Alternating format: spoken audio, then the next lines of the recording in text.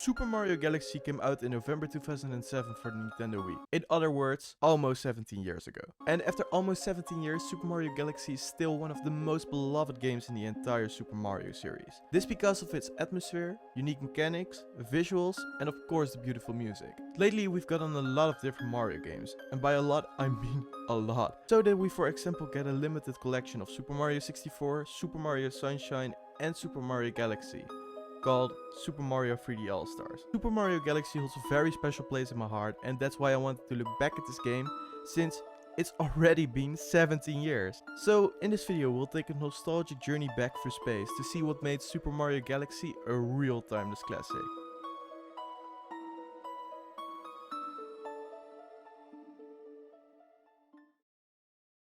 Let's firstly take a look at the development and release period of Super Mario Galaxy. The development of Super Mario Galaxy began after the completion of Donkey Kong Jungle Beat on the GameCube. Presumably, sometime in 2005, the developer Nintendo EAD Tokyo was asked by Shigeru Miyamoto to develop the next major Nintendo game, where one of the team members suggested a new Mario game. The director, Yoshiaki Koizumi, we may know from some of his previous titles such as Super Mario 64, Super Mario Sunshine, and The Legend of Zelda Ocarina of Time. Super Mario Galaxy was officially announced during E3 of 2006, but sadly, the night before, images of the game and the logo were leaked online. The game was planned to be released within the Wii's launch window, but were later forced to delay the game to November 2007, year after the Wii was launched. Upon the release, the game sold well and sold much more copies than Super Mario Sunshine. Of course, after the massive success of Super Mario Galaxy, we got a direct sequel to Super Mario Galaxy, Super Mario Galaxy 2. This was the first console game since Super Mario Bros. 3 to have a direct sequel. Although development presumably started in 2005, the idea of Super Mario Galaxy has been around for much longer. In an Iwata Asks interview, Iwata asked how this project first started. Koizumi answered with, "The story goes back to the year 2000. It was during the GameCube presentation event, where we revealed a demo software called Mario 128. After that event, I kept thinking of ways of somehow turning that system used in Mario 128 to a product. However, I had always thought that realizing this would be close to impossible. It was for technical reasons. In Mario 128, the platform was built in the shape of a flying saucer, but in order to change the platform into a spherical shape where Mario could freely roam around, it would require a high level of technical expertise. I also felt that the motivation of the team members had to be very high in order to overcome this obstacle. Though Mario 128 was never released, technical parts of the concept were applied a few years later in other games, such as Pikmin, Metroid Prime, and The Legend of Zelda Twilight Princess.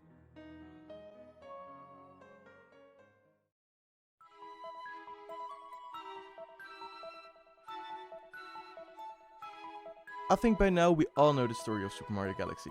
In Super Mario Galaxy, the adventure begins with Princess Peach inviting Mario to the Star Festival, which occurs every 100 years. A celebration of a rare cosmic event where starbits rain down on the Mushroom Kingdom. However, Bowser crashes the festivities with a fleet of airships, kidnapping Princess Peach and taking her to the center of the universe so that he can create his own galaxy and take control of the entire cosmos. Mario, with the help of Rosalina and her companions known as Lumas, embarks on a quest to rescue Peach and stop Bowser's plans. From the Comet Observatory, Mario travels through various domes, each leading to different galaxies scattered across the universe. Each galaxy is uniquely themed and presents its own set of challenges and puzzles. Mario must collect stars called Power Stars to power the Comet Observatory, and so to unlock new areas. One of the standout features of Super Mario Galaxy has to be the nunchuk drift. No, but seriously, nunchuk drift was actually the worst thing that happened in my entire life. Each planet has its own gravitational pull, allowing Mario to run around planets, walk upside down, or jump to another planet, which is weirdly pretty satisfying. Some of the Galaxy's levels design is literally insane. Whether it's Good Egg Galaxy, Honey Hive Galaxy, or Gusty Garden Galaxy, all of them are super unique, and most of them are literally bangers. The next mechanic has to be the power-ups. I'm a sucker for the Beam Mushroom power-up, and you literally get it in the second galaxy. We also for example got the Boom Mushroom, which when I was little I was really scared of.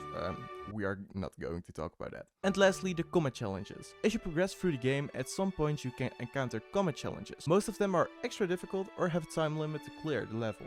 Comet Challenges has to be one of my favorite things in the entire game, except for these. These were traumatic.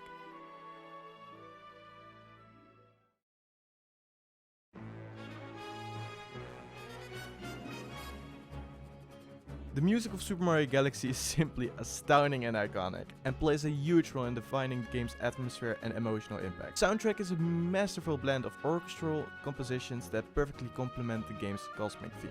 For the first time in the Mario series, Super Mario Galaxy features a fully orchestrated soundtrack. Because of this, the game adds a sense of wonder and epic adventure. Many tracks from this game have become timeless classics in the series, and have become fan favorites.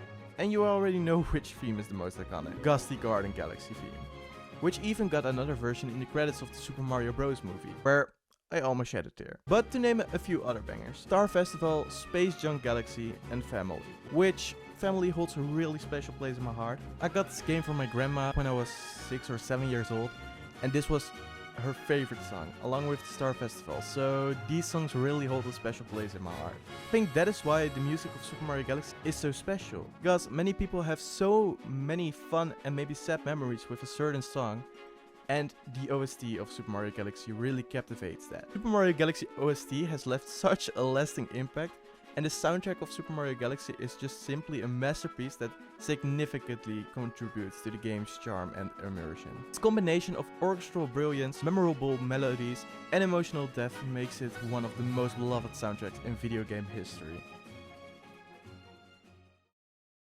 Super Mario Galaxy has now been out for 17 years, and Super Mario Galaxy made quite an impact. Not only the fans were fans of the Super Mario Galaxy soundtrack.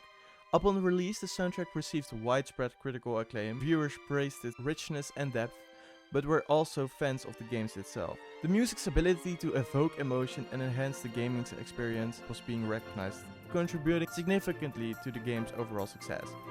Beyond the direct sequel, its impact can be seen in later Mario games like Super Mario 3D Land and 3D World, which borrowed elements such as dynamic camera work and gravity-defying stages. Not only the success of Super Mario Galaxy had an impact on games in the future, but also the soundtrack. Super Mario Galaxy's soundtrack paved the way for orchestral music to become a staple in subsequent Mario games and other Nintendo franchises.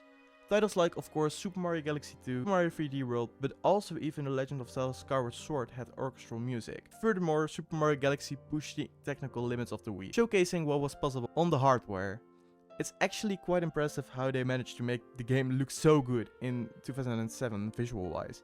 The game's success highlighted the importance of creativity and originality in game development. It proved that taking risks and exploiting new concepts could lead to not only critical success, but also commercial success. Super Mario Galaxy has left a lasting impact and remains a beloved title in the hearts of Nintendo and Mario fans.